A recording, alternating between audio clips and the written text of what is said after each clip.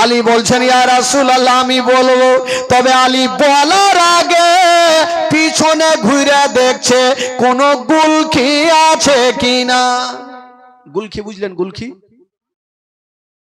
কি বলে আপনাদের ভাষায়? ওইটা হল্লি, গল্লি, গল্লি, গল্লি, গল্লি। কারণ আমাদের আর আপনাদের ভাষায় একটু টেঁড়া টুনিতে হবে। গল্লি দেখছে আলী যে ভাগার কোন রাস্তা আছে কি নাই। যদি রেগে যাই গল্লিতে ভাগে যাব বইলে তো দি। আলী ফের চিন্তা করছে যদি নারাজ হয়ে যায় তাহলে ফের মুশকিল হয়ে যাবে। আলী পিছনে ঘুরে দেখছেন অনেক গল্লি আছে। যদি নবীর আগে তবে গাল্লি দিয়া ভাগব। বলছেন ইয়া রাসূলুল্লাহ আমি আপনার কাছে এসেছি আপনার ছোট্ট বেটি ফাতেমার বিয়ের প্রস্তাব লিয়া। যেমন কথা বলতো না আমার নবীর জবান থেকে বেরিয়ে গেল আলহামদুলিল্লাহ রব্বিল আলামিন। আমার নবী বলছেন আলী আমি এই বিয়েতে রাজি হয়ে গেলাম। জোরে বলুন আলী আমি এই বিয়েতে রাজি হয়ে গেলাম। আলী বড় করে নিঃশ্বাস নিয়েছে। জান তো বাঁচলো। ভাবলাম রবি রাজি হবে নাই তো রাজি হয়ে গেছে। যাক আমার নবী জিজ্ঞেস করছেন আলীকে, আচ্ছা আলী বলো তোমার সঙ্গে আমার ছোট্ট বেটি ফাতেমার বিয়ে দেব, তোমার কাছে কিছু আছে? আলী জবাব কি দিয়েছিলেন? আলী বলছেন ইয়া রাসূলুল্লাহ ইয়া হাবিবাল্লাহ নবী গো আমার কাছে এমন জিনিস আছে অন্য জনের কাছে পাওয়া যাবে না। কি আছে বলো? বলছেন ইয়া রাসূলুল্লাহ আমার কাছে দয়ার নবী মুস্তাফা আছে। আমার কাছে শেষ জামানার নবী আছে। আমার নবী বলছে আলী আমি তো আছি আর কিছু আছে? বলে নবী গো যে নবীকে পেয়ে গেল তার জন্য জান্নাত জাহান্নামের দরকার পড়বে না। বলছে আলী সেটা নয় তোমার কাছে বিক্রি করার কিছু আছে? বিয়ে তো দিব বিক্রি করবা কি? আলী বলছেন ইয়া রাসূলুল্লাহ আমার কাছে বিক্রি করার মতো কিছুই নাই, তবে নবী গো আমার কাছে একটা লোহার জেরা লোহার পোশাক আছে, যেই পোশাকটা পরে আমি যুদ্ধের ময়দানে যুদ্ধ করি। আমার নবী বলছেন আলী যাও তুমি ওই পোশাকটা বিক্রি করে তাড়াতাড়ি করে কিছু টাকা নিয়ে চলে আসো। আলী ওই পোশাকটা নিয়ে গেল আর বিক্রি করে কিছু টাকা নিয়ে চলে আসিলেন। আমার নবীর কদম মোবারকায় ঢেলে দিলেন। আমার নবী বলছেন বেলাল দেরি করো না, এখান থেকে কিছু টাকা নিয়ে যাও আর কিছু খুরমা খেজুর নিয়ে আসো। বাবা গো বেলাল সেখান থেকে টাকা নিয়ে গেল আর খুরমা খেজুর নিয়ে চলে আসিল। আমার নবী ডাক দিচ্ছেন বেটি, ওরে বেটি ফাতেমা আমি একটা কথা বলবো রে মা। হাই রে নবী নন্দিনী ফাতেমা আমার নবীর কাছে চলে আসিলেন। আব্বা গো বলুন কি বলবেন? বলছেন বেটি রে ওরে বেটি ফাতেমা আজকে তোমার সঙ্গে আলীর বিয়ে দিব রে মা। আচ্ছা বলো রে মা বলো তুমি খুশি আছো কিনা? ফাতেমা বেটির বিয়ে দেওয়ার আগে আগার নবী জিজ্ঞেস করছেন তোমার সঙ্গে আলীর বিয়ে দিব, মা তুমি রাজি আছো? ফাতেমা তো যারা উত্তর করলেন না, একটু মুস্কি মেরে হেসে চলে গেলেন। আমার নবী বুঝে গেল ফাতেমা রাজি। তবে বেরাদার বন্ধুরা এবার ফাতেমা তো যারা রাজি হয়ে গেল আর ওই শেরিক আলীর সঙ্গে ফাতেমার বিয়ে হলো। যেমন বিয়ে হলো বন্ধুরা ও যুবক বন্ধুরা একটা কথা বলে দি বাবা মা গো শুনেন মা কলেজা খানা ফেটে যাবে মা। আলীর তো বিয়ে হলো ফাতেমা তু জাহরার সঙ্গে। তবে ভাই আজকাল যখন বিয়ে হয় তখন শ্বশুর বাড়ি থেকে বিবিকে আরমান করে নিজের বাপের বাড়ি নিয়ে যায়। সেরে খোদা আলী একটা ঘরের কোনাতে এই ছেলে এই বস বাত নেই বলেগা, চুপচাপ বাইট। সেরে খোদা আলী একটা ঘরের কোনাতে বৈশা বৈশা কাঁদছেন। কেন জানেন? আল্লাহ গো, আজকে নবীর বেটি ফাতেমার সঙ্গে আমার বিয়ে, আমার তো বাড়ি নেই, ঘর নেই, আমি ফাতেমাকে কোথায় নিয়ে যাব? আহ, যিনি হচ্ছেন কোন ফাতেমা জানেন? যেই ফাতেমা তু জাহরা, সমস্ত নারীদের সর্দারিনী ফাতেমা। ওই ফাতেমা সকাল সন্ধ্যাতে সাজদাতে পড়েছেন, সকাল হয়ে যেত একটা সাজদা খতম হইতো না। জোরে বলুন সুবহানাল্লাহ। ওই ফাতেমাকে আমি নিয়ে কোথায় যাব আল্লাহ? আহ, আলী কাঁদছেন আর দোয়া করছেন, আল্লাহ তুমি একটা সুরাহা করে দাও। ইজ্জতের মালিক আল্লাহ, জিল্লতের মালিক আল্লাহ। সামনে দিক থেকে একটা খোদার বান্দা চলে আসিল। ইয়া রাসূলুল্লাহ, আপনাকে একটা কথা বলবো। বলো। নবী গো, আমার আল্লাহ আমাকে কয়েকখানা ঘর দিয়েছে। ইয়া রাসূলুল্লাহ, যদি আপনি মনে কিছু না করেন, তবে আপনার বেটি জামাইয়ের জন্য আমি একখান ঘর ছেড়ে দিলাম, যতদিন থাকবে কোনো ভাড়া লাগবে না। আমার নবী বলল ঠিক আছে, তবে তোমার ঘরে আমি পাঠিয়ে দিব। তবে বেরাদার বন্ধুগণে একটা কথা বলি মা।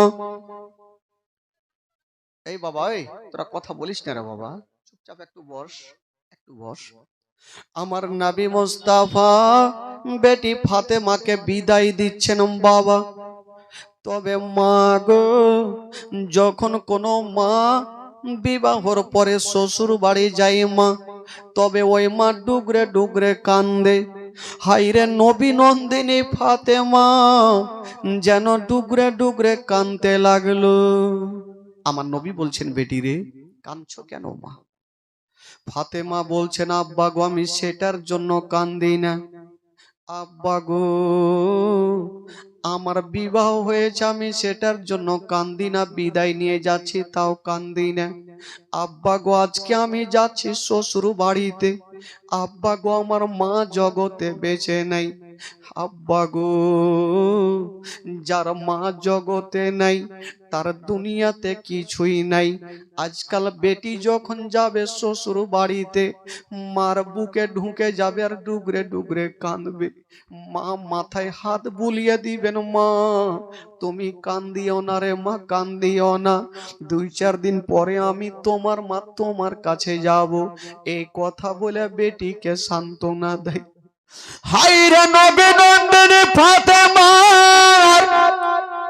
চোখ দিয়া চর চর করে পানি চলে যাচ্ছে মা। আমার নবী বলছেন, বেটি রে তুমি কাঁদছো কেন মা? বলছেন, আব্বা গো, আমার মা জগতে বেঁচে নাই। বলি আব্বা, আমার দুনিয়াতে কিছুই নাই। বেরাদার বন্ধুরা, হাইরে নবী নন্দিনী ফাতেমা ডুগরে ডুগরে কাঁদতে লেগেছেন বাবা। আমার নবী বলছেন, বেটি রে কান্দিও না রে মা, কান্দিও না, আমি সব সহ্য করিব রে মা, তোমার চোখের পানি সহ্য করব না। হাজার হলো বেটিকে বিদায় দিচ্ছেন, আমার নবীও কাঁদছেন। বেটি যখন চলে যাচ্ছেন, আমার নবীর চোখ দিয়ে পানি। তবে ফাতেমা বলছেন, আব্বা গো, আজকে যদি আমার মা থাকতো আব্বা, আমার মা আমাকে বুক খানে নিয়ে আদর করে নিত আব্বা। যখন আমি 7 বছর ছিলাম, আমার মা আমাকে ছেড়ে চলে গেছে।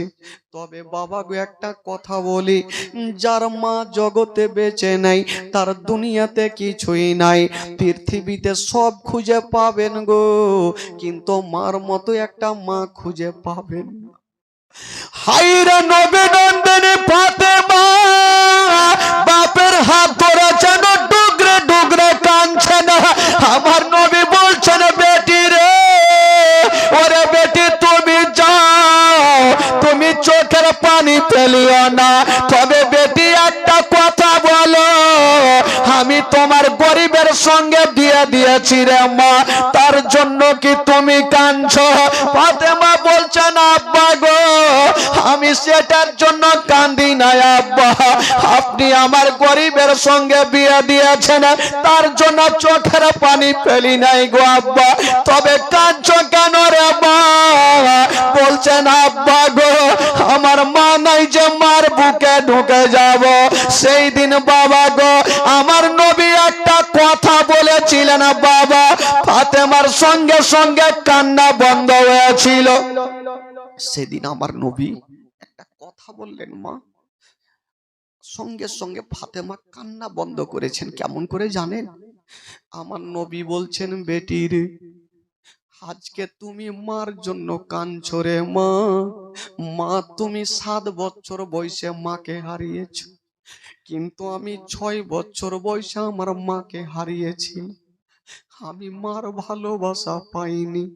হাইরে আমার নবী কাঁদছেন, হাইরে নবী নন্দিনী ফাতেমা বাপের চোখের পানি মুছে দিচ্ছেন। আব্বা গো, আব্বা আপনি কাঁদবেন না, আমি আর কাঁদবো না, কথা দিলাম আব্বা কাঁদবো না।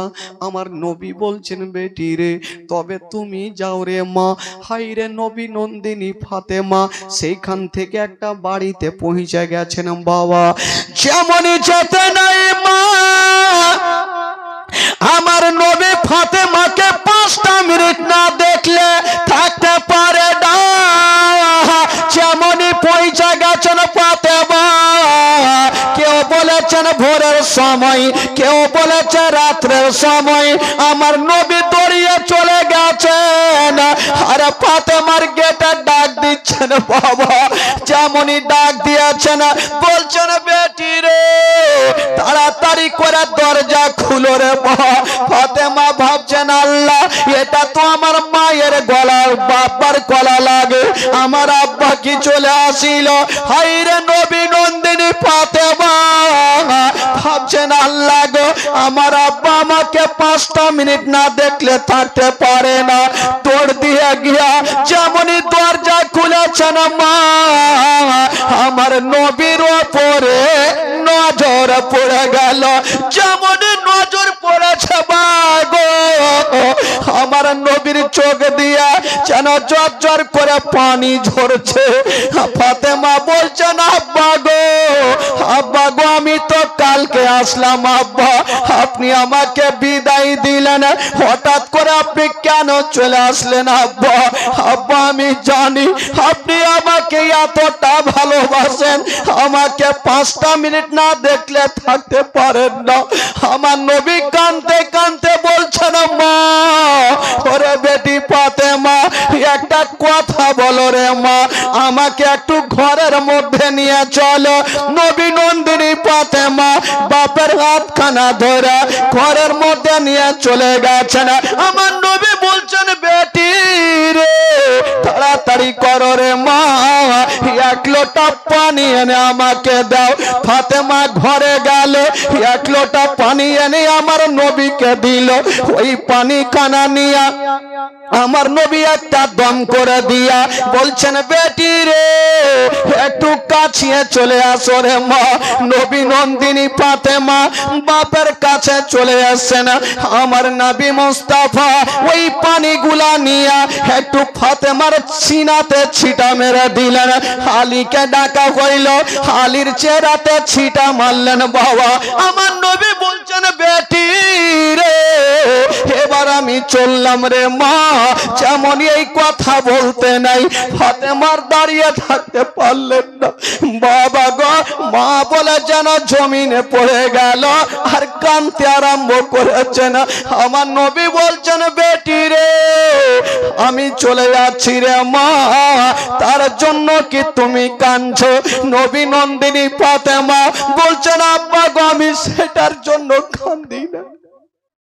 আব্বা গো আজকে আপনি আমার বাড়িতে এসেছেন আব্বা, আমার মা যদি আসতো একটা রাত আমাকে বুকে নিয়ে ঘুমাতো, একটা রাত আমার পাশে থেকে আমার মাথায় হাতখানা বুলিয়ে দিত। আব্বা গো আমার মা জগতে নাই বলি আব্বা আমার দুনিয়া দুনিয়াতে কিছুই নাই। নবী নন্দিনী ফাতেমা বলছেন, আব্বা গো আজকে আপনি যেতে চাইলেন তাই আমার মার কথা মনে পড়ে গেল। আব্বা আজকে আপনি যেতে চাইলেন, আমার মার কথা স্মরণ হয়ে গেল। আমার মা যদি আসতো, একটা রাত আমার পাশে থাকতো, আমাকে ধরে গালে মুখে চুমা দিত। মা, বেটিরা সব থেকে মাকে ভালোবাসে মা। সঙ্গে সঙ্গে ফাতেমা কাঁদতে লাগলো। আমার নবী বলছেন, বেটি রে সময় হয়ে গেলে মা সবাইকে যেতে হবে মা, কেউ দুনিয়াতে থাকেন আর কেউ থাকবেন। আব্বা গো, আব্বা একটা কথা বলবো আব্বা, আমার মা তো আমাকে 7 বছর ছেড়ে চলে গেছে আব্বা। আব্বা গো বলুন তো আমি এখানে থাকবো, কেমন করে থাকবো? বাবা গো, মা না থাকলে যা অন্ধকার হয়। আমার নবী বলছেন, বেটি রে এবার বলো রে মা, এবার আমাকে খুশি মনে বিদায় দাও। তবে বেটি একটা কথা বলে দি মা, তোমাকে একটা কথা বলে দি রে, এই যে আলীর সঙ্গে তোমার বিয়ে দিয়েছি। আলীকে ডাক দিল, আলী চলে এসেছেন, লাব্বাক ইয়া রাসূলুল্লাহ। আমার নবী বলছেন, আলী আমার পাশে দাঁড়িয়ে যাও। আলী দাঁড়িয়ে গেছেন আমার নবীর পাশে। আমার নবী মুস্তাফা বেটি ফাতেমার হাত ধরে বলছেন, বেটি রে এই যে আজকে তোমার সঙ্গে আলীর বিয়ে দিয়েছি রে মা, আলীকে তুমি গরিব মনে করিও না, আলীকে তুমি দুর্বল মনে করিও না। ও বেটি ফাতেমা, আলী গরিব হতে পারে রে মা, কিন্তু আলীর সঙ্গে কাউরে তুলনা করা যাবে না। জোরে বলুন। মা, আলী গরিব হতে পারে মা, কিন্তু আলীর সঙ্গে কাউরি তুলনা হবে না মা। আলীকে তুমি গরিব বলিও না। তবে বেটি ফাতেমা রে, তোমাকে আর একটা কথা বলে যাই মা, এই যে আলী থাকলো রে মা, আর তুমি থাকলে এই আলীকে কোনোদিন একটা কষ্ট দিও না, আলীকে কোনোদিন একটা বড় কথা বলিও না।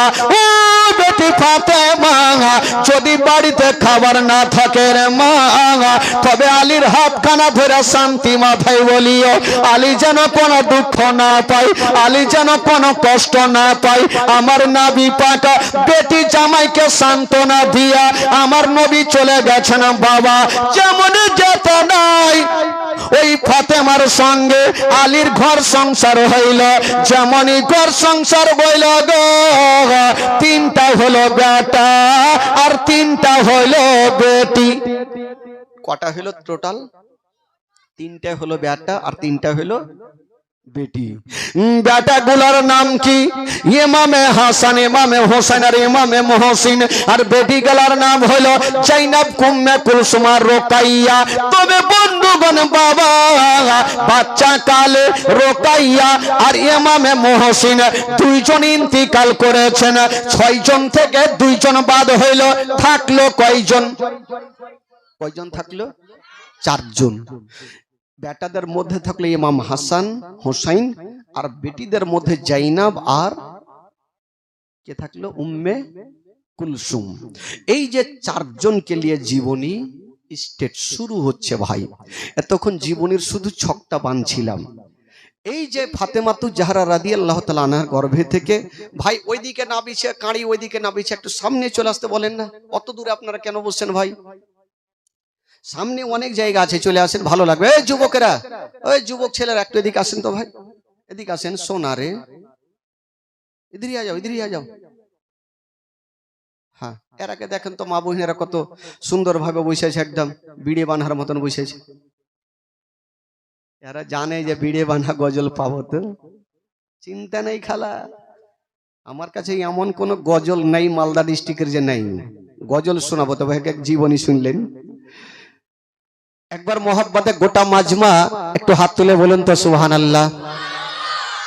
কিছু ভাই চাচারা আমার চাদরের হাত ভিতরে ঘুরে আছে, কেন ঠান্ডা লেগেছে? ঠান্ডা ভাবিয়েন না চাচা, 3 দিন 5 দিন তো থাকবেন। গোটা মাজমা হাত তুলে বলুন ইয়া রাসূলুল্লাহ, ইয়া হাবিবাল্লাহ। মাশাআল্লাহ, একটু টাটকা হয়ে থাকেন যে হ্যাঁ আমরা আছি এই জায়গায়।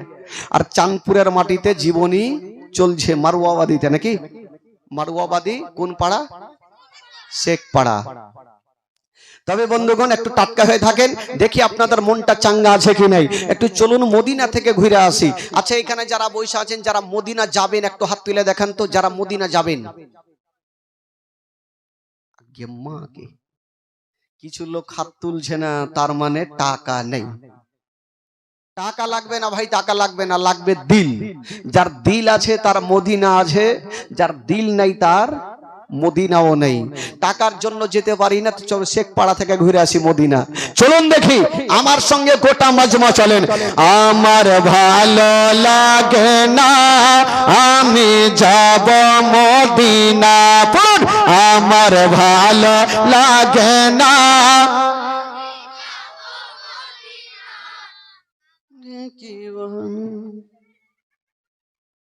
এতগুলা বৈশা আছেন, এরকম আওয়াজ হবে? আপনারা তো ভাবছিলাম যে কালিয়ে চকের মানুষ হয়তো হাড্ডা হাড্ডি হবে। হ্যাঁ, সব দুর্বল হয়ে এসেছেন মনে হয়েছে। বাড়ি থেকে খেয়েছেন আমি ভালো করেই জানি, খাওয়া দাওয়া করেই তো বসেছেন। কেউ চুপ করে থাকবেন। পড়াতে যদি গুনাহ হয় আমাকে দিবেন, আর নেকি যদি হয়তো আপনারা ভাগ চুপ করে বেটে নিয়েন। পড়েন দেখি, কেউ চুপ করে থাকবে না, যোগ্যটা মাজমা পড়ুন। আমার ভালো লাগে না আমি যাব মদিনা, আমার ভালো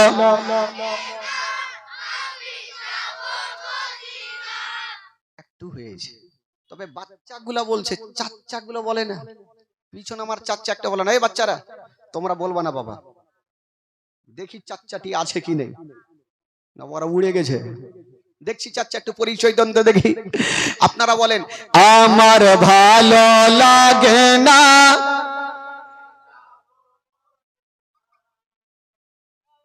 একটু আছে, যাইনি এখনো আছে। তবে একবার গোটা মাজমা পড়েন। আমার ভালো লাগে না আমি, জোরে, আমার ভালো লাগে না আমি মদিনাতে না গেলে মনে শান্তি হবে না। আমার ভালো আরো জোরে, আমার ভালো লাগে না। মনে আছে যে আশা নবী গো হবে তোমার সঙ্গে দেখা, মনে আছে যে আশা নবী গো হবে তোমার সঙ্গে দেখা। ওগো পাখির মতো থাকতো ডানা, পাখির মতো থাকতো ডানা, উড়ে যাব মদিনায়। আমার ভালো লাগে না, জোরে জোরে জোরে, আমার ভালো লাগে না আমি, আমার ভালো লাগে না আমি। পাঁচ ওয়াক্ত নামাজ যারা করিবেন আদায়, পাঁচ ওয়াক্ত নামাজ যারা করিবেন আদায়। ওগো নামাজ না পড়লে পরে নেকি মিলবে না। আমার ভালো লাগে না, আমার ভালো লাগে না আমি মদিনাতে না গেলে মনে শান্তি হবে না। আমার ভালো, একবার গোটা মাজমা বলুন তো সুবহানাল্লাহ, মাশাআল্লাহ। এইরকম যদি লোক বৈশা থাকে, কে কি বলছি রে বাবু,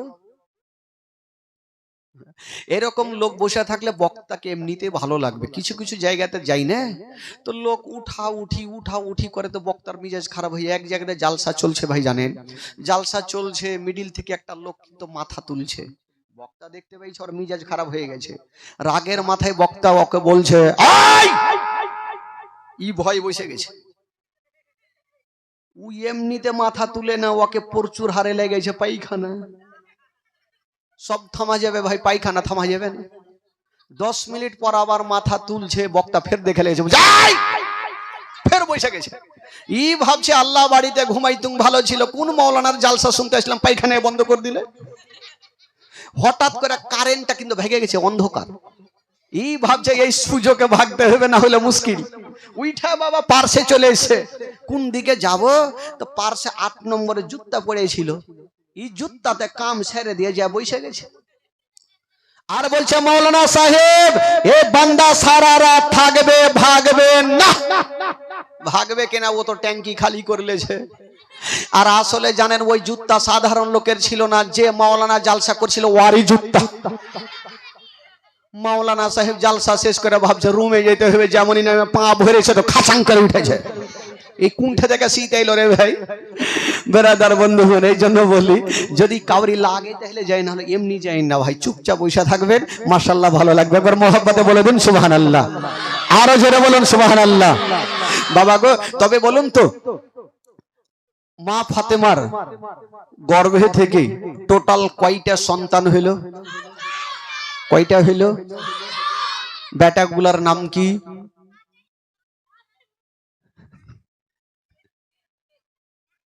আচ্ছা বলছে তো, বাচ্চাগুলা পারুক না পারুক উত্তর তো দিচ্ছে। কোন জায়গাতে এরকম উত্তর পাওয়া যাবে না। মাওলানা সাহেব বইলে বসে আছে গোসলের ফরজ কয়টি, কেউ পারে না, কেউ পারে না। মাওলানা সাহেবও ভাবছে কোন গ্রামে আসলাম, কেউ পারে না। পিছন থেকে একটা বাচ্চা উঠা বলছে হুজুর 3টি। তো মাওলানা সাহেব ভাবলো যে বইলেছে, তো বলছে কি রে বাবা? বলছে গামছা, সাবুন আর লুঙ্গি। ভুল বলুক আর যাই বলুক, তো বইলেছে ওই রকম আছে, এরা পারুক চাহে না পারুক। বেটাগুলার নাম হলো ইমাম হাসান, ইমাম হুসাইন আর ইমামে মুহসিন। বেটিগুলার নাম হলো জাইনাব, উম্মে কুলসুম আর রোকাইয়া। তবে রোকাইয়া আর বেটাদের মধ্যে ইমামে মুহসিন 2 জন ইন্তিকাল করলেন। থাকলো কয়জন? এই 4 জনকে নিয়ে বাবা গো শোহদায়ে কারবালা ইমাম হাসান হুসাইন, যারা আপনারা নাম শুনেছেন, তাদের জীবনী এখান থেকে শুরু হইল। তবে বাবা গো, ইমাম হাসান হুসাইন দিন যাই রাত যাই সময় কাটে, আস্তে আস্তে বড় হতে লাগলো। দিন যাচ্ছে সময় কাটছে। তবে বেরাদার একটু যখন বড় হইলো, ঠিক ছোট্ট ছোট্ট ছেলে, 4-5 বছরের ছেলে, কথাবার্তা বলছেন। ইমাম হাসান আর ইমাম হুসাইন 2 জন ভাই একদিন সিলটে লেখা লিখেছেন। সিলট বুঝলেন? সিলট আজকাল আছে চাচা? সিলট আছে? সিলট কম আছে, মানে আগে তো সিলট ছাড়া কিছু ছিল না, এখন সিলট কম আছে। তো সিলটে লিখেছেন। বড় ভাই ইমাম হাসান বলছে ভাই দেখছো আমার লেখা খুব ভালো। ইমাম হোসেন বলছে তোমার মাথা খারাপ, তোমার থেকে আমার লেখা বেশি ভালো। ইমাম হাসান বলছে হইতেই পারে না, আমি তোমার বড় ভাই, তোমার থেকে আমার ভালো। 2 ভাই বাবা কম্পিটিশন লাগলো। আমাদের বাড়িতে দেখবেন বাচ্চা কাচ্চা ছোট ছোট বাচ্চারা যে কম্পিটিশন লাগায়, ওই রকম ইমাম হাসান বলছে আমার লেখা ভালো, আর ইমাম হোসেন বলছে আমার লেখা ভালো। ইমাম হাসান বলছেন বলে আমার ছোট্ট ভাই হোসেন একটা কথা বলে দি, তুমি যখন তোমার লেখা ভালো বলছো, আমি আমার বলছি ভালো, তবে ভাই রে দেরি করো না, তাড়াতাড়ি করে চলো। বলছে কোথায় যাব? বলে আর বিচার করব কার লেখা ভালো, চলো আমার মায়ের কাছে চলো। বলো ঠিক আছে। ওই দুনো ভাই গুটি গুটি পায়ে 2খানা সিলট নিয়েছেন বাবা, আর মার কাছে পৌঁছে গেলেন। সিলট খানা সামনে রেখে দিয়া বলছেন মা গো, মা আচ্ছা বলো মা, এটা আমার লেখা আর এটা আমার ছোট্ট ভাই হোসেনের লেখা, বলো মা কোনটা লেখা ভালো? মা ফাতেমাতুজ জাহরা 2খানা সিলট দেখছেন আর দোনো বেটার চেহারা দেখছেন। ভাবছেন এখন যদি বলে দি ইমাম হাসানের লেখা ভালো, ইমাম হোসেন কষ্ট পাবে, আর যদি বলে দি ইমাম হোসেনের লেখা ভালো, ইমাম হাসান কষ্ট পাবে। মা বলছেন আল্লাহ আমি কোন বেটাকে কষ্ট দিব না। জোরে বলুন। মা আমি কোন বেটাকে কষ্ট দিব না।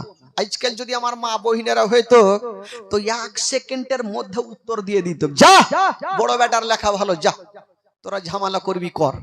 কিন্তু ফাতেমা তু জাহরা চিন্তা করছেন যদি বড় বেটার লেখা ভালো বলে দিই আমার ছোট্ট বেটা কষ্ট পাবে, আর ছোট্টর ভালো বলি তো বড় বেটা কষ্ট পাবে। আল্লাহ গো আমি কি করব। হাই রে নবী নন্দিনী ফাতেমা বলছেন বেটা রে ওরে লাডলা দুলারা যেই প্রশ্ন তোমরা করেছো বেটা ইয়ার উত্তর আমি দিতে পারবো না। মা এটা কেমন কথা বলছেন, এত নরমাল প্রশ্ন উত্তর দিতে পারবেন না? বলছে না রে বেটা, তাহলে কি করব? বলছে যা বেটা, এই প্রশ্নের উত্তর যদি দিতে পারে একজন পারবে, কে? বলে তোমার আব্বার কাছে চলে যাও, তোমার আব্বা দিয়ে দিবে। এরা দুটো বেটা ভাবলো যে আব্বা যখন পারবে তো দেরি কেন করব, নিজেরই তো আব্বা। দোনো বেটা আবার দুইখানা সিলট নিয়ে চলে গেছেন। ওই ছেলেরা বস, বসো বাবু বসো। দোনো বেটা সিলট খানা নিয়ে আব্বার সামনে পৌঁছে গেছেন আর বলছেন আব্বা গো এটা আমার লেখা আর এটা আমার ছোট্ট ভাইয়ের লেখা, বলেন আব্বা কোনটা লেখা ভালো? তো শেরে খোদা আলী বলছে হ্যাঁ রে বেটা, এই প্রশ্নের উত্তর তোর মার কাছে নিয়ে গেছিল বলে আব্বা গিয়েছিলাম, মা দিতে পারেনি। আলী বুঝা গেল যখন আমার বিবি ফাতেমা পারলো না আমি কেমন করে পারবো। বলছেন বেটা রে আমিও পারবো না। আলী চিন্তা করছেন আল্লাহ আমি কোনটার ভালো বলবো কোনটার খারাপ বলবো। বেটা রে আমি এই প্রশ্নের উত্তর দিতে পারবো না। আব্বা এটা কেমন কথা বলছেন, আপনি পারবেন না মা পারবে না, তো পারবেটা কেটা? শেরে খোদা আলী বলছেন বেটা রে পৃথিবীর এমন কোন প্রশ্ন নাই যে একটা দরবার থেকে ঘুরে আসবে রে বেটা, সমস্ত প্রশ্নের উত্তর পেয়ে যাবে। বলছেন আব্বাকে, বলছেন বেটা রে যদি তোমরা প্রশ্নের উত্তর নিতে চাও বেটা তবে তোমরা চলে যাও তোমার নানা নবী মুস্তাফার দরবারে। দুইজন দেরি করলেন না, গুটি গুটি পায়ে দৌড়াতে দৌড়াতে গিয়া নানার সামনে গিয়ে দাঁড়িয়ে গেছেন। নানা গো নানা কি হলো? বলছে নানা গো এই যে দুইখানা সিলট রাখলাম আপনি একটু বলে দেন কোনটা লেখা ভালো। নানা গো আমি আব্বার কাছে গেলাম আব্বাও পারলো না, মার কাছে গেলাম মাও পারলো না, কি এমন শক্ত আছে বলেন তো? আমার নবী দেখছেন দোনো নাতির দিকে আর ভাবছেন ফাতেমা কেন পারেনি আর আলী কেন পারেনি। আমার নবী ভাবছেন আল্লাহ এখন যদি বলি বড় নাতির লেখা ভালো তবে ছোট্ট নাতি কষ্ট পাবে, আর ছোট্ট নাতির ভালো যদি বলি তবে বড় নাতি কষ্ট পাবে। আমার নবী বলছেন আল্লাহ আমি কোন নাতিকে কষ্ট দিব না, কাউকে কষ্ট দিব না। আমার নবী একটু দাঁড়িয়ে আছেন। আচ্ছা বলুন তো ভাই এই প্রশ্নের উত্তর আমার নবী দিতে পারবে কি পারবে না? একটু জোরে বলুন, আরো জোরে বলুন। এমন কোন প্রশ্ন নাই যে আমার নবীর উত্তর নাই। তো আমার নবী একটু মাথাটা নিচে করে আছে যে আমি বলবো তো কি বলবো। সুবহানাল্লাহ। আমার আল্লাহর অর্ডার হয়ে গেল, আল্লাহ বলে জিবরাইল দেরি করো না। আল্লাহ গো কি করব? বলছে তাড়াতাড়ি 3টা গুলি নিয়ে চলে যাও। কয়টা গুলি?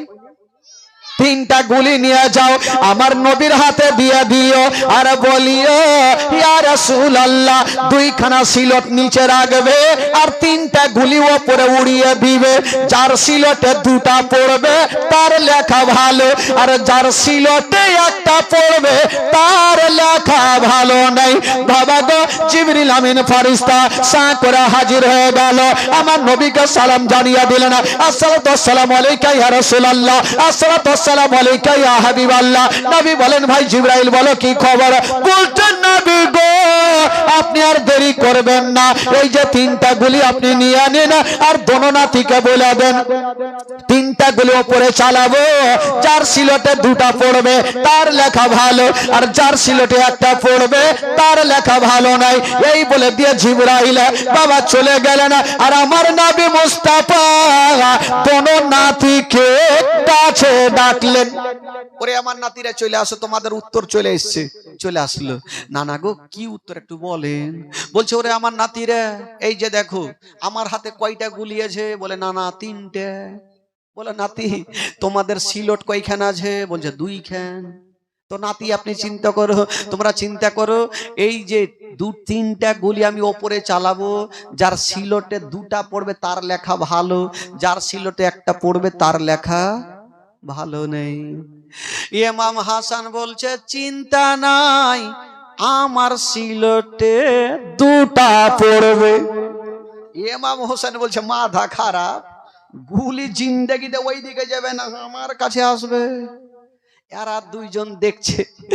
আমার নবী বলছে ওরে আমার নাতির এবার রেডি হয়ে যাও, 3টা গুলি ওপরে চালাচ্ছি। কয়টা গুলি চালাচ্ছেন? 3টা গুলি ওপরে চালিয়ে দিয়েছেন বাবা, যেমন চালিয়েছেন মা, ওই 3টা গুলি ইমাম হাসান বলছে গুলি রে তোকে ওপরে থাকতে হইবে না, আমার সিলটে 2টা চলে আয়। ইমাম হাসান বলছে আমার সিলটে আয়। ইমাম হোসেন ওইদিকে বলছে খবরদার যাবি না, আমার সিলটে 2টাই। গুলিও বাবা চিন্তা করছে করব তো করব কি। বাবা গো দেরি করলেন না, যেমন 3টা গুলি চালিয়েছেন বাবা, একটা গুলি ইমাম হাসানের সিলটে পড়ে গেছে, আর একটা গুলি ইমাম হোসেনের সিলটে পড়ে গেছে। আচ্ছা বলুন তো বাবা কয়টা গুলি চালিয়েছিল? পড়েছে কয়টা, থাকলো কয়টা? ওই গুলিটা কোনঠে গেল?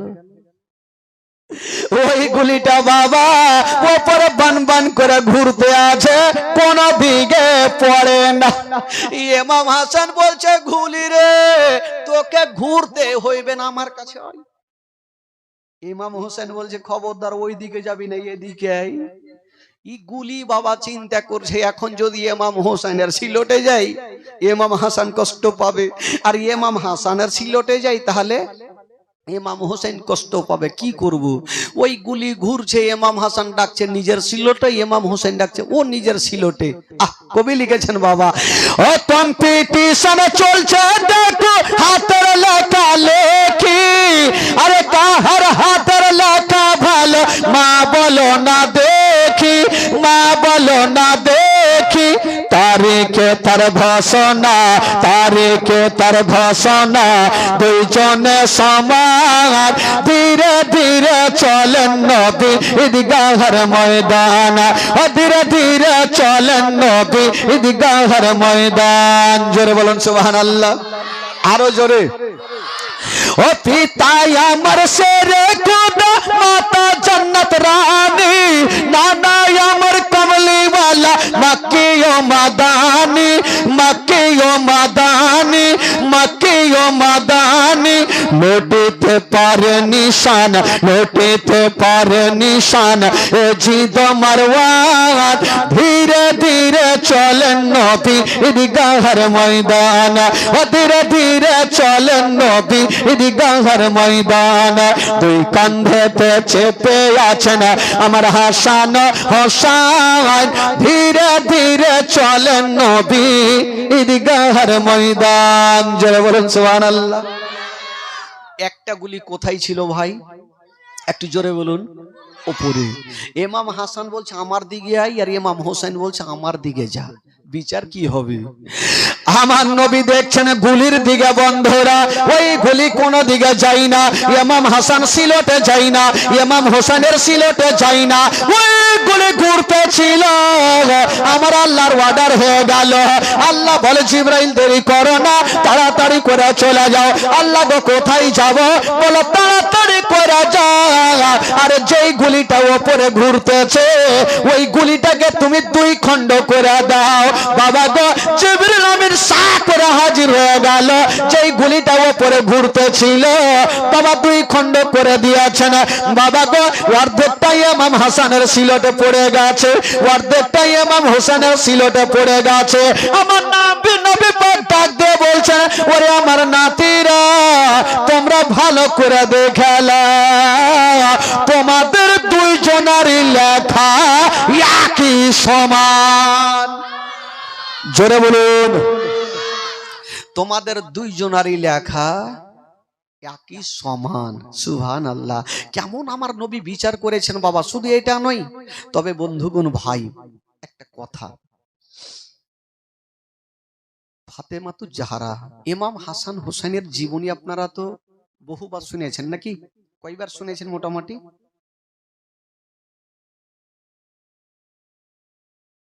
বিশ 25 বার তো শুনেছেন নাকি? অনেকবারই শুনেছেন। তেল লোক কাবে শুনে গে, তেল লোক নাই শুনে। হ্যাঁ, খোট্টা বলতে পারবো না ভাই, এমনি এমনি বলবো। হ্যাঁ হ্যাঁ, বাদিয়া মানুষ তো, রাগটা করিয়েন না খালা। হ্যাঁ, তবে একবার একটা দুঃখের বয়ান, সবাইকে চোখের পানি ফেলতে হবে ভাই, এমন কোন নাই। তবে নবীর কি বলেন, আহলে বাইতের মহব্বতে কেউ একটা ফোঁটা যদি চোখের পানি ফেলে দিতে পারে, তবে নবী খুশি হবে। আর নবী যদি খুশি হয়, আমার আল্লাহ খুশি হয়ে যাবে। জোরে বলুন সুবহানাল্লাহ। আর আল্লাহ যদি খুশি হয়, আমাদের প্রত্যেকের বেড়া পার হয়ে যাবে। শুনেন মাগো, একটা দুঃখের ঘটনা খালা, মন দিয়ে প্রাণ দিয়ে শুনবেন, ধ্যানটা এদিক ওদিক নিয়ে যাবেন না। তারপরে বিড়ি বাঁধা আমরা বেচা সব গজল হইবে, চুপচাপ বসে। একদিন মা ফাতেমাতুজ জাহরা রাদিয়াল্লাহু তাআলা আনহা জায়নামাজ বিছিয়েছেন, আর ইমাম হাসান হোসেন গিয়ে জায়নামাজে বসে গেলেন। ফাতেমাতুজ জাহরা বলছেন, বেটা রে, ও বেটা, এটা জায়নামাজ বিছালাম খেলার জন্য না, বসার জন্য না। দোনো ছেলে বলছেন, মা গো আমি জানি এটা খেলার জন্য না। কিসের জন্য বলছেন বেটা, কিসের জন্য বলো? তখন দোনো ছেলে মাকে উত্তর দিচ্ছেন, মা এই জায়নামাজ বিছালেন একটাই কারণ, সেটা হচ্ছে আল্লাহর ইবাদত করার জন্য। জোরে বলুন, আরো জোরে বলুন, আল্লাহর ইবাদত করার জন্য। মা, আরে বেটা, তোরা যখন জানিস যে ইবাদত করার জন্য, তবে বসলি কেন রে বেটা? দোনো ছেলে একটা উত্তর করছেন। কি উত্তর জানেন? আহ মা গো, একটু শুনেন মা। ভাই, এই ছোট্ট বাচ্চারা কি কথা বলিও না বাবা, এই কথা বলিস না ছেলে। দোনো ছেলে মার কাছে একটা আবদার করছেন, প্রশ্ন করছেন, মা আমরা কি অনেক গরিব হয়ে গেছি মা? এই কথা যেমনই দোনো ছেলের মুখে বের হওয়া, নবী নন্দিনী ফাতেমার কলেজাখানা ফেটে কাঁদতে আরম্ভ করলেন। আরে বেটা, আজকে গরিব কথাটা তোরা কেন বললি বেটা? দোনো ছেলে বলছেন, মা গো বলবো না তো কি করব মা? মা গো, মা আমরা সত্যি কথা বলেছি মা। বেটা একবার বলো তোমরা কেন গরিব বলেছো? দোনো ছেলে বলছেন, মা গো ওই যে দূরে তাকিয়ে দেখো মা, ছোট ছোট ছেলেরা নতুন নতুন জামা পরে আছে মা। তার মানে মা, কালকে হলো ঈদের নামাজ মা, অন্য অন্য ছেলেরা নতুন পোশাক পরেছে মা, আমরা কি নতুন পোশাক পাবো না? যেমন এই কথা বলা, হায়রে নবী নন্দিনী ফাতেমার চোখ দিয়ে যেন পানি থামলো না। দোনো বেটাকে বুকখানে পরে দিয়া গালে মুখে চুমা খাচ্ছেন বাবা, আর বলছেন, বেটা রে তোমরা এই ধরনের প্রশ্ন করেছো বেটা, তবে আমার কাছে উত্তর লিয়ে লাও বেটা। যখন তোমরা পোশাক চেয়েছো বেটা, যাও রে বেটা যাও, কালকে ঈদের নামাজের আগে আগে তোমাদের নতুন পোশাক তৈরি হবে বেটা। দোনো ছেলে বলছেন, মা এটা কেমন কথা বলছেন? ঈদ কালকে মা, আর কোন এমন দর্জি আছে, টেলার আছে, হঠাৎ করে এরকম পোশাক সিলিয়ে দেবে মা? ফাতেমা বলছেন, বেটা রে তোমরা চিন্তা করো না, আমি কথা দিলাম বেটা, কালকে যেখান থেকে হোক না কেন তোমাদের পোশাক দিয়ে দিব বেটা। দোনো ছেলে বলছেন, মা গো তুমি সত্যি কথা বলো মা, তুমি পোশাক দিবে কি দিবে না? বলেছিলেন, বেটা রে আমি তোমার মা, কোনদিন মিথ্যা কথা বলি বলি নাই রে বেটা, আমি কথা দিলাম রে লাডলা, কালকে ঈদের নামাজের আগে আগে তোমাদের নতুন পোশাক তৈরি হবে বেটা। দোনো ছেলে ভাবছেন মা তো কোনোদিন মিথ্যা কথা বলেনি, আজকে হয়তো মিথ্যা বলবে না। দোনো ছেলে মাকে বিশ্বাস করে চলে গেছেন। আর মা ফাতেমা তো জাহরা সন্ধ্যার টাইমে সিজদাতে পড়ে গেছেন, আল্লাহর দরবারে কাঁদছেন, আল্লাহ আল্লাহ গো, কালকে ঈদের নামাজ, আমার দোনো বেটা নতুন পোশাক কি পাবে না? ভাইরে ফাতেমা কাঁদছে, চোখ দিয়া পানি। মা গো, মা শুনেন ঘটনা, এই ঘটনা যখন বইয়ে পড়েছিলাম মা চোখের পানি ধরে রাখতে পারি। হাইরে নবী নন্দিনী ফাতেমা, কি হয়েছে ভাই? কে চিৎকার চিৎকার করছে কেন? আচ্ছা বাইরে আছে, ওইদিকে কান দিয়েন না, একটু চুপচাপ বসেন। হাইরে নবী নন্দিনী ফাতেমা বলছেন বেটার, বলছেন আল্লাহ গো, আল্লাহ গো, আমার দোনো বেটার কাছে আমি ওয়াদা করেছি, আল্লাহ আমার দোনো বেটার জন্য নতুন পোশাক দিয়ে দিব। হাইরে ফাতেমা, আল্লাহর দরবারে দুই খানা হাত তুলেছেন বাবা, তবে ফাতেমার দোয়া আল্লাহ দরবারে কবুল হয়ে গেল। আমার মা বোনেরা যদি দোয়া করে তবে কবুল হবে না, কিন্তু ফাতেমার দোয়া আল্লাহ দরবারে কবুল হয়েছিল। কেন রে বাবা?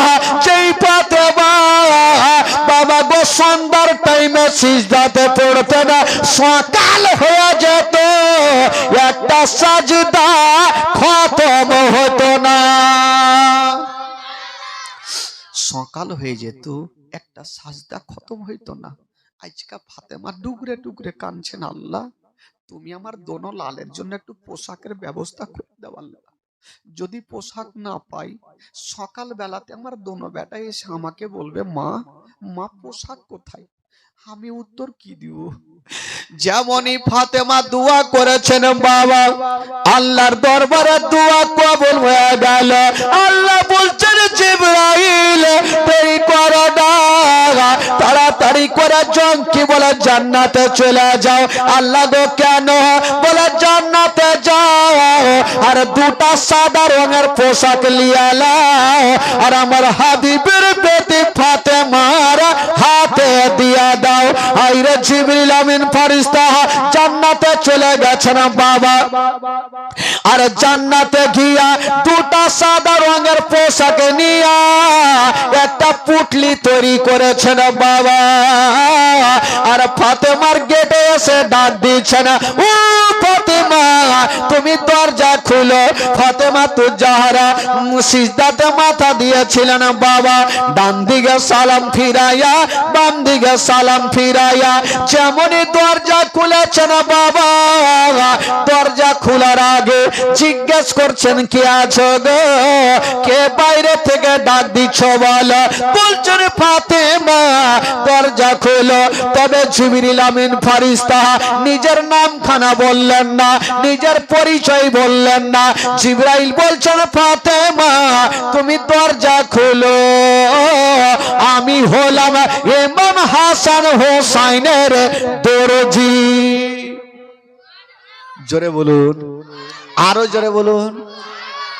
আমি হলাম ইমাম হাসান হোসেনের দর্জি। ফাতেমা ভাবছেন আল্লাহ এই দর্জিকে তো আমি ডাকিনি, ই আসলো কোথায় থেকে? একবার যাই দেখি। যেমনই গিয়েছেন বাবা, দেখছেন মা একজন লম্বা লোক পুটলি নিয়ে দাঁড়িয়ে আছে।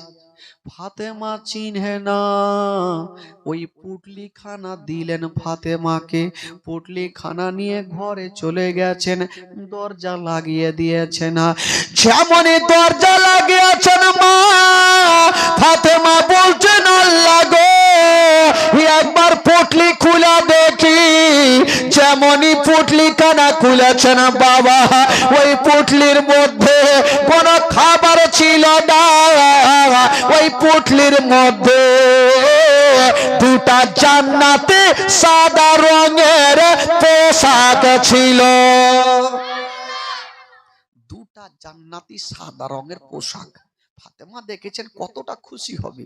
আহারে, আমার দোনো বেটাকে তো আমি সাদা পোশাক গুলা তো দিতে পারবো। ফাতেমা তো জাহরা যাই নামাজ এবার কি বললেন, 2 রাকাত শুকরানা নামাজ আদায় করলেন। আল্লাহ গো, তুমি ছাড়া কেউ নাই আল্লাহ। এবার ওই দুটা পোশাক একটু ধ্যান দেন ভাই, দুটা পোশাক রেখে দিয়েছেন একটা চেয়ারের ওপরে। আর ফাতেমা ভাবছেন সকালবেলাতে দোনো বেটাকে পড়াবো। পড়ানোর আগে আমার নবী চলে আসলো। আরে বেটি, বেটি ফাতেমা, আচ্ছা বলো তোমার ছেলেদের জন্য পোশাক তুমি বানিয়েছো মা? ফাতেমা বলছেন, আব্বা গো বানাবো কেমন করে? আব্বা দেখেন পোশাক তৈরি হয়ে আছে। আমার নবী নজর করে দেখছেন আর বলছেন, বেটি রে, যে পোশাক আমি দেখতে পাচ্ছি রে মা, এটা তো দুনিয়ার পোশাক নয় রে মা। বলছেন, আব্বা গো কোথায়কার পোশাক? বলছেন, বেটি রে, এ দুটা পোশাক হইলো জান্নাতি পোশাক। হারে বেটি ফাতেমা, তোমাকে পোশাকটা কে দিয়ে গেছে তাকে তুমি চিনহো? আব্বা গো, আমি তো তাকে চিনি না, আর কোনো কথাও জিজ্ঞেস করিনি।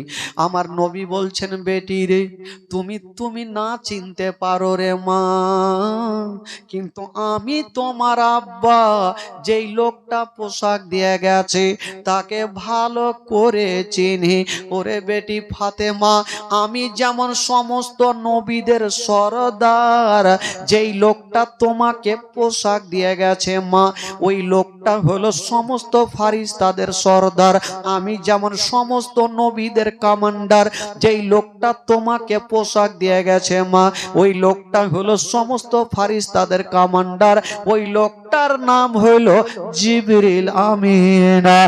এই কথা যেমন বলতে নাই মা গো, হাইরে নবী নন্দিনী ফাতেমা বলছেন, আব্বা গো আমি অতটা বুঝি না আব্বা, আমার আল্লাহর কাছে আমি দোয়া করেছিলাম, আমার আল্লাহ দোয়া কবুল করে নিয়েছে।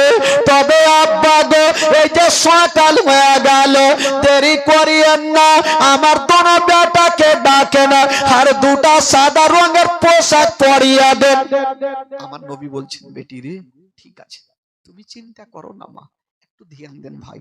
আমার নবী ডাক দিচ্ছেন, দোনো নাতিকে ডাকবেন। আর ওই মুহূর্তে আমার আল্লাহ বলছেন, জিবরাইল যাও, আমার নবীকে বলে দাও পোশাক পরাবার আগে দোনো নাতিকে জিজ্ঞেস করুক তারা কোনটা রং নেবে। যদি তারা রং আলাদা নেই, কারণ দুটা পোশাক নিয়েছিল, কোন রং ছিল ভাই? সাদা। যদি তার নাতিরা বলে যে আমি অন্য রং নিব, আমার নবীকে বলবে এক চুল্লু পানি ছিটা মারবে, আমি আল্লাহ সে রংটাকে পরিবর্তন করব। বাবা গো, আমার নবীর কানে কানে জিবরাইল এসে বলে চলে গেলেন। আমার নবী ডাক দিয়েছেন বড় নাতিকে, ওরে আমার নাতি আমার কাছে চলে আসো। বড় নাতি ইমাম হাসান কত খুশি খুশি নানার কাছে হাজির। আজকে নানার হাতে সুন্দর নতুন পোশাক পরবে। মা গো শুনেন মা, ইমাম হাসানকে আমার নবী জিজ্ঞেস করছেন, না নাতি আমার বলো, তুমি দেখছো সাদা রং, আচ্ছা তোমার বলো তুমি কোন রংটা পছন্দ করো?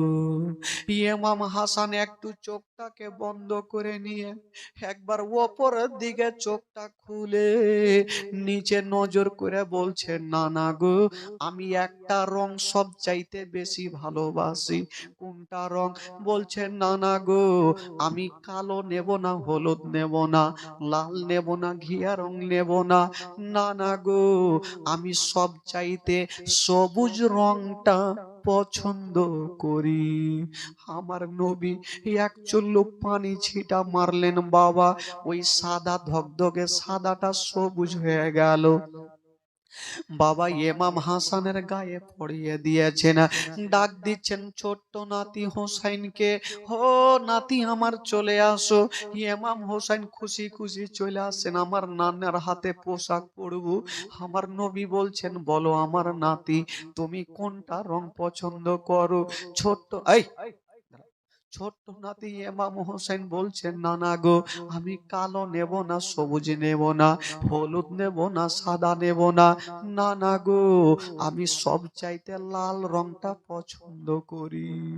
আমার নবী পানি ছিটা মারলেন, ওই সাদা জামাখানা লাল হয়ে গেল। ইমাম হোসেনকে পরিয়ে দিয়েছেন। ইমাম হোসেন লাল জামা পরে একদিকে আছে, ইমাম হাসান সবুজ জামা পরে একদিকে আছে। কিন্তু বেরাদার, কোন বাপ এমন নাই ঈদের দিনে বেটাকে পোশাক পরাবার টাইমে কোন বাপের চোখের পানি পড়বে না, সেই জন্য পড়বে না। ঈদের দিন মানে আমাদের খুশির দিন, বেটাকে পোশাক পরাবে। বেটা যদি রাজি হয়ে যায়, বেটা যদি মুস্কি মেরে হেসে যায়, তবে বাপের দিলখানা ভরে যাবে, মায়ের দিলখানা ভরে যাবে। সেই দিন আমার নবী পোশাক পরিয়েছেন, আমার নবী খুশি হলেন না। আমার নবীর চোখ দিয়ে ঝরঝর করে যেন পানি ঝরে গেল। হাইরে নবী নন্দিনী ফাতেমা পার্শ্বে বসেছিলেন। আব্বা গো, আব্বা গো, আপনি কাঁদতে কেন লাগলেন আব্বা? ঈদের দিনে আপনি কাঁদছেন কেন আব্বা? বলছেন বেটি ফাতেমা, আজকে আমার দোনো নাতিকে পোশাক পরিয়ে দিয়েছি রে মা, কিন্তু আমি চোখের পানি ধরে রাখতে পারলাম না। আব্বা একটু বলেন না আব্বা, আপনি কাঁদছেন কেন?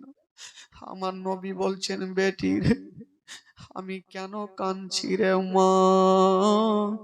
যদি তোমাকে কথাটা বলে দিই, তবে তোমার পা থেকে জমিন সরে যাবে মা। আব্বা গো, বলেন কেন কাঁদছেন? নবী আমার বলছেন, বেটি রে, আমি এই জন্য কাঁদতে লাগলাম রে মা, ওই যে দেখছো আমার বড় নাতি আজকে সবুজ রংটা পছন্দ করেছে রে মা। এমন একদিন সময় আসবে রে মা, আমার বড় নাতিকে যখন দুশ্মনেরা বিষ পান করাবে, আমার বড় নাতির সমস্ত যেন শরীর খানা চেহারা খানা সবুজ হয়ে যাবে। এই জন্য আমার বড় নাতি আজকে সবুজ রংটা পছন্দ করেছে। আজকে আমার ছোট্ট নাতি লাল রংটা পছন্দ করেছে মা। কারবালার প্রান্তরে যখন দুশ্মনেরা তীর নিক্ষেপ করবে, তীর চালাবে, আমার হোসাইনের সিনাতে ৭২ খানা তীর লাগবে, সেদিন গোটা কারবালা রক্তাক্ত হয়ে যাবে। এই জন্য আমার ছোট্ট নাতি ওই লাল রংটা পছন্দ করেছে। হাইরে নবী নন্দিনী ফাতেমার চোখ দিয়ে পানি থামে না। আল্লাহ, আমার বড় বেটা বিষ পান করে ইন্তিকাল করবে, আমার ছোট্ট বেটা তীর খেয়ে আঘাত হয়ে দুনিয়া ছাড়বে, আমি মা কেমন করে সহ্য করিব? সন্তান যদি কষ্ট পায়, তার থেকে মায়ের কলেজা খানা বেশি খা। হাইরে নবী নন্দিনী ফাতেমা কাঁদতে আছেন। আমার নবী বলছেন, বেটি তুমি কান্দিও না রে মা, কান্দিও না, কপালে যেটা লেখা আছে রে মা সেটা হবে। ফাতেমা বলছেন, আব্বা গো, আব্বা গো, দুনিয়ার কথা মিথ্যা হবে, আপনার কথা মিথ্যা হবে না। তবে আব্বা গো, আপনি কেমন করে জানলেন? বলছেন, বেটি রে, আমি পোশাক পরাবার আগে জিবরিল আমিন আমার কানে কানে বলে গেছে, এই যে মাটি খানা দিয়েছে মা, আর বলে গিয়েছে এই মাটি খানা যখন রক্ত হবে, সেদিন ইমাম হোসেন কারবালায় শহীদ হবে। এই কথা বলতে নাই, হায়রে নবী নন্দিনী ফাতেমা ঝরঝর করে কাঁদতে লাগলো মা, চোখের পানি যেন আর থামে না।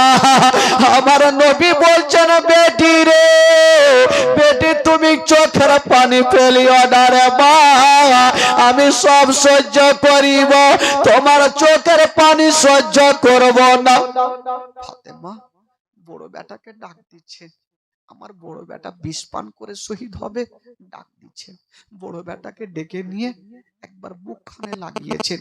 কথা তো বলছেন না যে হারে বেটা তুই বিষ পান করে দুনিয়া ছাড়। মা কথা বলে না। শুধু বড় বেটাকে নিয়ে গালে মুখে চুমা খাচ্ছে, ছোট্ট বেটাকে ডাক দিয়ে গালে মুখে চুমা খাচ্ছেন। দোনো ছেলে বলছেন, মা মা গো আজকে তুমি আদর করো কিন্তু কেন চুমা খাও মা? বলছেন, বেটা রে আমি কেন চুমা খাই আজকে তোমাদের বলবো না রে বেটা। তবে বলছেন, ফাতেমা ডাক দিচ্ছেন, আব্বা গো আমার দোনো বেটাকে আব্বা একটু আপনি ঈদগাহ ময়দানে নিয়ে যান আব্বা। আমার নবী পাক দোনো নাতিকে এতটা ভালোবেসেছেন বাবা। বলছেন, নাতিরা আর দেরি করিও না, দেরি করিও না, ঈদের দিনে আমার নবীর চোখের পানি খানা মুছে নিয়ে দোনো নাতিকে ঈদগাহ ময়দানে নিয়ে যাবেন বাবা। একটু দূর আগিয়ে গিয়েছেন, চিন্তা করেন আমার নবী নাতিকে এত ভালোবেসেছেন। আজকাল দেখবেন নানারা সব থেকে বেশি নাতিকে ভালোবাসে। একবার জোরে বলুন তো সুবহানাল্লাহ, আরো জোরে বলুন সুবহানাল্লাহ। গোটা মাজমা দুই হাত তুলে বলুন তো ইয়া রাসূলুল্লাহ। পিছনে হাত তুলছে না বাবা, চাচা দেরি করিয়েন না, জোরে বলুন ইয়া রাসূলুল্লাহ, বলুন ইয়া হাবিবাল্লাহ। আচ্ছা আপনাদের ঘুম লাগছে নাকি ভাই? হ্যাঁ শেষ করে দেব। যারা শুনবেন না হাত তুলেন তো। মাশাআল্লাহ। যারা শুনবেন মনে করছেন একটু হাত তুলে দেখান তো। যারা শুনবেন মনে করছেন, সবাই তো হাত তুলছে দেখছি। বেরাদরান ইসলাম বন্ধুগণ, আমার নবী দোনো নাতিকে ঈদগাহ ময়দানে নিয়ে যাচ্ছেন। তবে ইমাম হোসেন জিজ্ঞেস করছেন, না না আপনি তো আমাকে ঈদগাহ ময়দানে নিয়ে যাবেন না না গো, ওই যে অন্য অন্য ছেলেরা উটে চেপে যাইছে না না। ওই ওই বস উনি যাবি রে উঠতে, কেমন কহিস রে, ভাষা কত সুন্দর,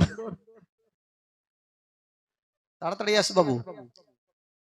ইমাম হোসেন জিজ্ঞেস করছেন, না না, বলে কি হলো?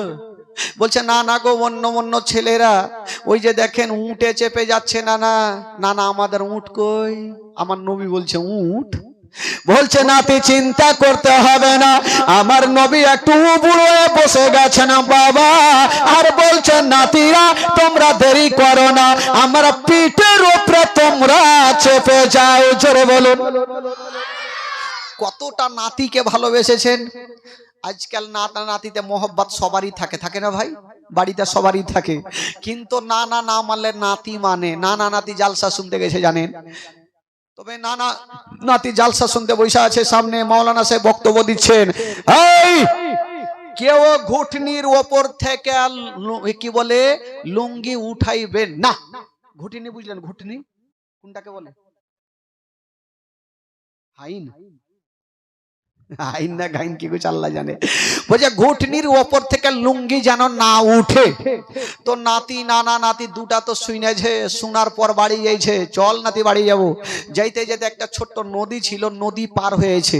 তো নাতি তাকিয়ে দেখছে যে নানার লুঙ্গি কিচ্ছু ভিজায় না, শুকনা আছে, আর নাতির লুঙ্গি গোটা ভিজে গেছে। তো নানা জিজ্ঞেস করছে নাতিকে, এই তোর লুঙ্গি কেন ভিজাবে? বলছে, না না মাওলানা সাহেব ওয়াজ করলে যে ঘুটনির ওপর থেকে লুঙ্গি না উঠে পানি বেড়ে গেছে তাই ভিজে গেছে, উঠাইনি। তো নাতি জিজ্ঞেস করছে নানাকে, না না আপনার লুঙ্গি শুকনা কেন? বুঝে ধুর পাগলা, যেমন যেমন পানি বেড়েছে লুঙ্গি মাথায় তুলেছে। বুঝে কেন মাওলানা সাহেব ওয়াজ করলো মনে নেই? বলে ধুর পাগলা, জালসা শুনে চুল দাড়ি পাইকে গেল, যেঠে শুনেছি ওইটা লুঙ্গি ঝেড়ে চলে এসছে। তো এই তো অবস্থা ভাই, নানা নাতিতে আর কি হয়, মজাও হয়। আমার না ইমাম হাসান হোসেন বলছেন, না না গো ওরা তো উঠে চেপে যাচ্ছে, না না আমাদের উঠ কোথায়? আমার নবী বলছে উঠের তোমাদের দরকার নাই, তোমরা আমার পিঠে চেপে যাও। এবার ইমাম হোসেন পিঠে চেপে গেছে। দেখছেন আমার নবী চলছে আস্তে আস্তে, বলছে, না না গো ওরা তো উঠে চেপে আছে, ওর গে হাতে ফের লাগাম দেখা যাইছে, রশ্মি টানছে, আমাদের রশ্মি কই? আমার নবী বলছে তোমাদের রশ্মি দরকার নাই। আমার নবীর জুলফ মোবারক, চুল মোবারকা বড় বড় ছিল, বলে তোমরা আমার চুল জোরে করে ধরে নাও। আর যদি তোমাদের মনে লাগে আমাকে জোরে চলতে বলবে, চুল তোমরা জোরে টান দিবে, আমি জোরে চলবো। আর আস্তে টানলে আস্তে চলবো। দেখেন আমার নবী দোনো নাতিকে কতটা ভালোবেসেছেন। এই জন্য তো কবি লিখেছেন বাবা, দুই কাঁধেতে বসে আছেন আমার হাসান ও হোসাইন, ধীরে ধীরে চলেন নবী ঈদগাহের ময়দান। একটু জোরে বলুন। আমার সঙ্গে গোটা মাজমা পড়েন তো দেখি, ইমানটা তাজা হবে, ঘুমটা ভাঙবে। গোটা মাজমা একটু দিল থেকে প্রাণ থেকে, গোটা মাজমা কেউ চুপ করে থাকবেন না, খোদার কসম সবাই পড়বেন। দুই কাঁধেতে চেপে আছেন আমার হাসান ও হোসাইন, ধীরে ধীরে ধীরে ধীরে চলেন নবী ঈদগাহের ময়দান।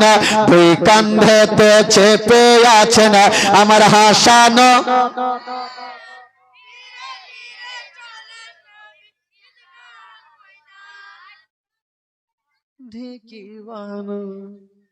এতগুলো চাচা বৈশা আছেন, চাচা গো আপনারা যদি এরকম 4 দিন বৈশা থাকেন তো বক্তার এমনি নিন চলে আসবে। কারণ আপনাদের চোখের দিকে দেখে ভয় লাগছে। কেউ জীবনী শুনছে তো চোখ বন্ধ করে শুনছে। কথা বলবেন না খালা। গোটা মাজমা যদি পড়াতে গুনাহ হয় আমাকে দিন, নেকি হলে আপনারা নেবেন। খোদার কসম নবীর নাম আসার কথা হচ্ছে ভাই, জোরে বলুন। দুই কাঁধেতে চেপে আছেন আমার হাসান ও হোসাইন, ধীরে ধীরে। পিছনে এত হাড্ডা হাড্ডি যুবকেরা বৈশা আছে। আরে বাবা এরকম হয় না।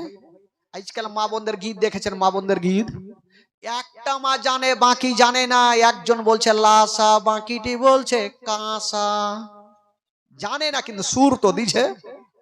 আপনারা ওইরকম না জানেন ভাই, সুর তো দিবেন একটু। গোটা মাজমা দেন। দুই কাঁধেতে বসে আছেন আমার হাসান ও হোসাইন, ধীরে ধীরে,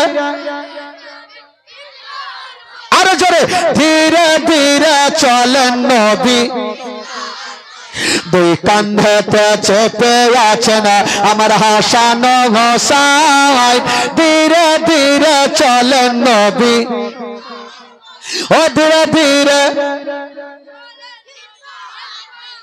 কাল সকালে ঈদের নামাজ পড়বো মা জননী, এখনো কি নতুন পোশাক কিনা মোদের হয়নি।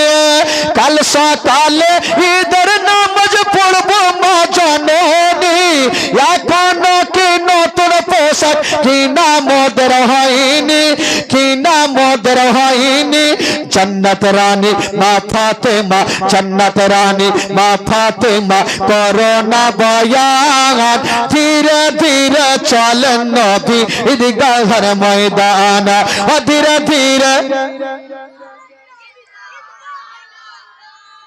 দুই কাঁধেতে চেপে আছেন আমার হাসান ও হোসাইন, ধীরে ধীরে চলেন নবী ঈদগাহের ময়দান, ধীরে ধীরে চলেন নবী ঈদগাহের ময়দান।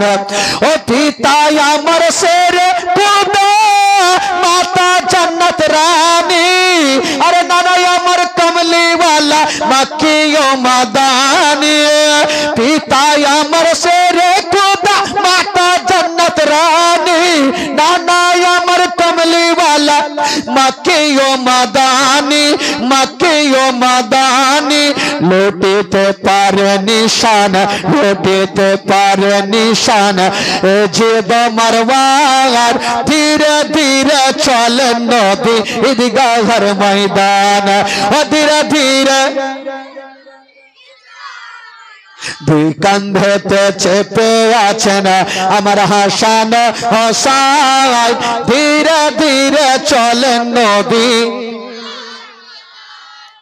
ও ফোরাত নদী বন্ধ করে মিটবে কি মনের আশা, আর 3 দিন কেন 7 দিন রইব রে পিপাসা, রইব রে পিপাসা।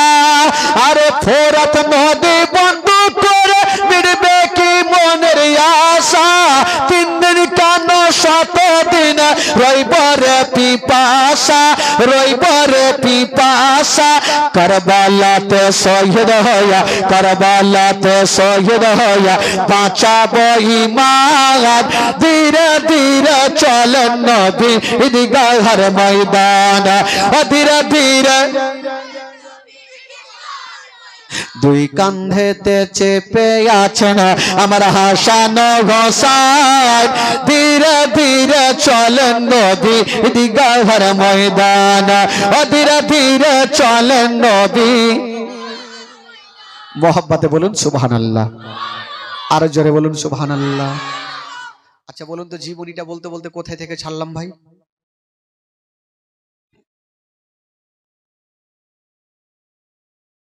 কোনটা থেকে ছাড়লাম?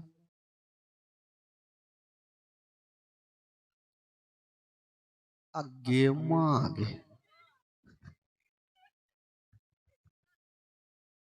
তেল লোক মন মে है गे, তেল লোক বলে না কি বলে, তাই লোক সবারই মনে আছে। আমার নবী দোনো নাতিকে নিয়ে কোথায় যাচ্ছেন? জোরে বলুন, কোথায় যাচ্ছেন? আরো জোরে। ঈদগাহার ময়দানে যাচ্ছেন। সুবহানাল্লাহ। বাবা গো, তবে একটা কথা বলে দিই, আমার নবী দোনো নাতিকে এত ভালোবেসেছেন।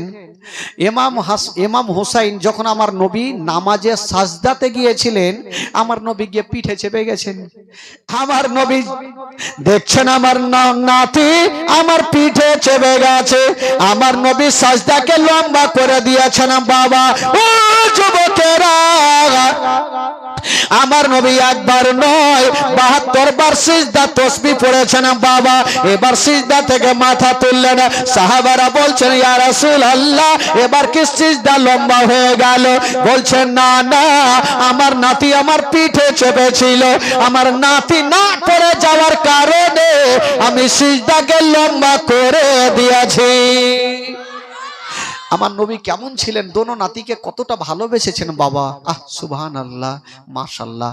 বাবা গো, একটা দুঃখের বয়ান, আপনারা বিরক্ত হচ্ছেন যদি তাহলে শেষ করে দেবো, যদি বিরক্ত হচ্ছেন না তো একটু তাহলে আপনারা একটু আগে আগে বসেন তো, ফাঁকা যেগুলো পূর্ণ করেন তো। ওই যুবকেরা একটু চলে আসো তো বাবা, একটা দুঃখের বয়ান বলবো, শেষ করবো, চলে আসেন আসেন। ওই হাড্ডা হাড্ডি ভাই, ও হেকড়া ভাই, ইধর आओ।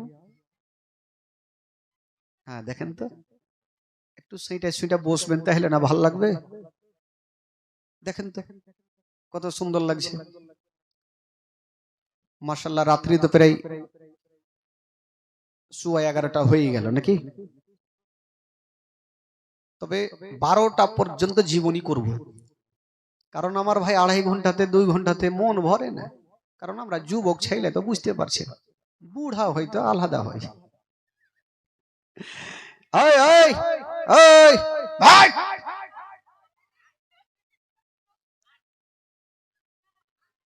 আলাদা হয়, কারণ আপনারা মহব্বত ভালোবাসা দিয়ে এরকম বসে থাকবেন। 4 দিন ইনশাল্লাহ 3 ঘন্টা 2.5 ঘন্টা করে জীবনী হবে, মিনিমাম 2.5 ঘন্টা। 2.5 ঘন্টার নিচে না, মানে 2 ঘন্টা। অনেক বক্তা থাকে যে 2 ঘন্টা বলে দিল শেষ, আমি হবে না ভাই। 2.5 থেকে 3 ঘন্টা বলবো ইনশাল্লাহ, থাকলেও ভালো আর না থাকলেও ভালো। না থাকলে আর কি করবো, এমনি এমনি বইকে চলে যাবো। তবে আসুন একবার জোরে সরে গোটা মাজমা দরুদ পাক পড়ুন, গোটা মাজমা পড়ুন। আল্লাহুম্মা সাল্লি আলা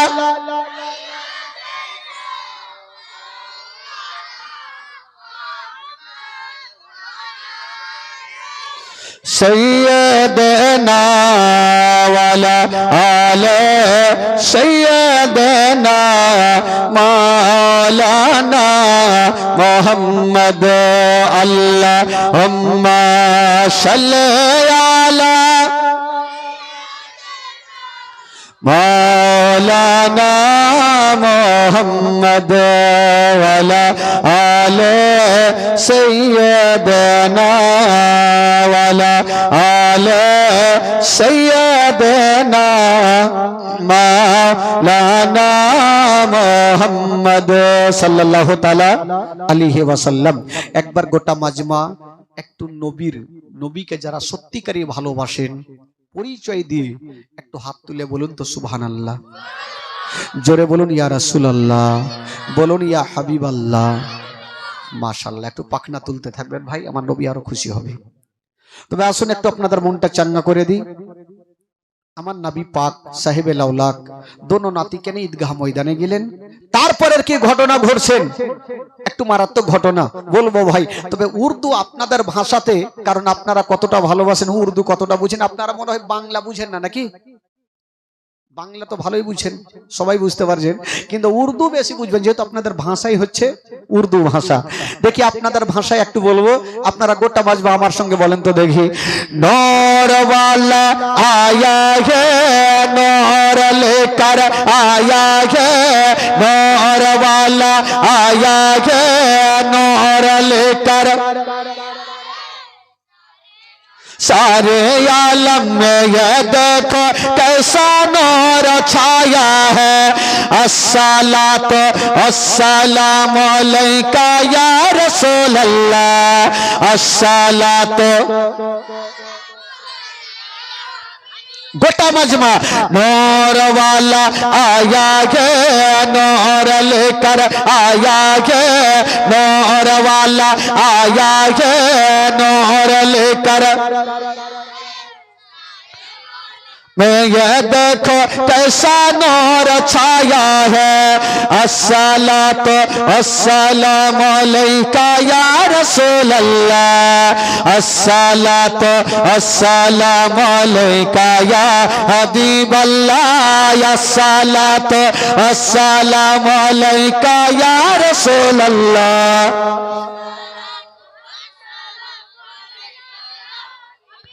ओ तेरे नस्ल पाक में है बच्चा बच्चा नूर का, तेरे नस्ल पाक में है बच्चा बच्चा नूर का। तू है आईने पेर तेरा सब घराना नूर का।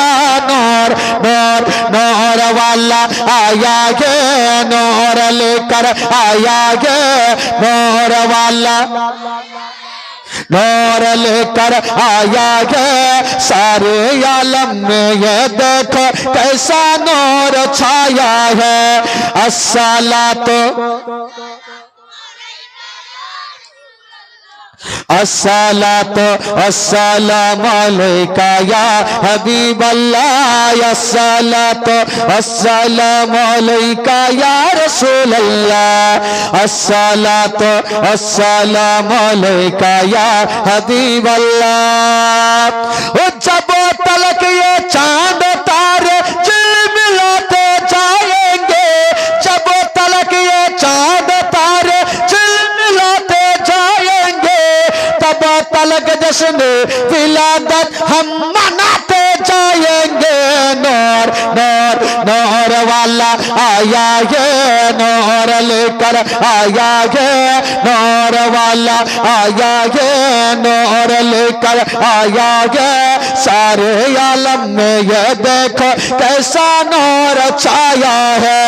अस्सलात अस्सलामु अलैका या रसूल अल्लाह, अस्सलात अस्सलामु अलैका या हबीब अल्लाह। सरकार की आमद, গোটা মাজমা বলেন তো দেখি, জোরে করে বলবেন, সরকার কি আমদ।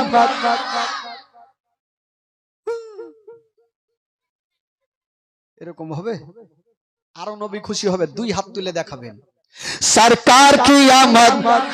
যারা নবীকে ভালোবাসে তারা হাত তুলবে, আর যারা আবু জেহেলকে ভালোবাসে এইভাবে শুইতে যাবে। দেখি কাকে ভালোবাসেন গোটা মাজমা। সরকার কি আমদ, এইভাবে তুলিয়েন, এইভাবে তুলিয়েন না, কার নাকে মুখে লাগবে, নিজে নিজে মায়ের পিঠ হবে। গোটা মাজমা তুলেন, সরকার কি আমদ, দিলদার কি আমদ। যারা ऊंचा बोलो, যারা ঝমকে বলো, अव्वल की आमद, आखिर की आमद, जागिर की आमद, बातिन की आमद। বাড়ি চলো, বাড়ি চলো বলছি, তাও বলছে মারহাবা। মানে সুর ধরলে যে সবই তো বললে তো চলবে না ভাই। একবার মোহাব্বতে বলে দিন সুবহানাল্লাহ, আরে জোরে বলুন। বেরাদার বন্ধুগণ, বাবাজি আমার ভাইরা, তবে এবার আসুন একটু জীবনী দিকে আসুন। একটু মনটা চাঙ্গা না করলে তো ভাই বুঝতে পারছেন শুইতে যাবে, সব ঘুমাতে দিব না ভাই। এবার আমার নবী পাক সাহেবের আওলাদ দোনো নাতিকে নিয়ে বাড়ি চলে আসলেন। আমার নবী চলে গেলেন, দোনো নাতি মার কাছে থাকতে লাগলেন। এই খালা, শুনগে খালাকে, কলজাকে, মাকে, বুবুকে, নানিকে একটু শুনে।